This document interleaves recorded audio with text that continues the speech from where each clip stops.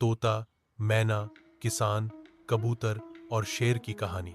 बहुत समय पहले एक छोटे से गांव के पास घना जंगल था। गांव में एक किसान रहता था जो ईमानदार और दयालु था।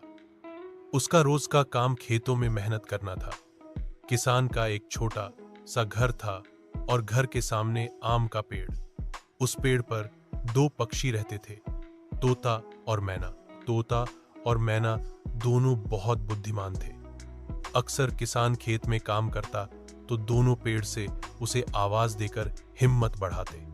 मेहनत करोगे तो फल मिलेगा। किसान को ये बातें सुनकर खुशी होती और थकान दूर हो जाती। कबूतर की परेशानी। उसी गांव में एक कबूतर भी रहता था।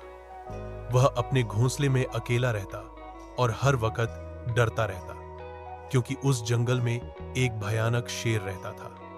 शेर को शिकार करना तो आता था, मगर कभी कभी वह बेवजह छोटे पक्षियों को भी परेशान कर देता। एक दिन शेर कबूतर को पकड़ने दौड़ा।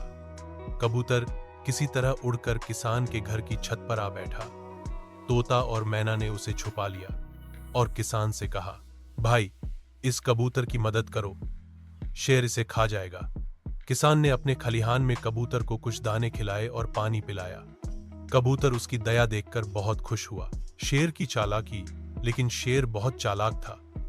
उसने सोचा, अगर किसान, तोते, मैना और कबूतर सब मिल गए तो मुझे भोजन मिलना मुश्किल हो जाएगा। इसलिए उसने किसान को डराने की ठानी। एक रात शेर किसान के खेत में घुस आया और फसल रौंदने लगा।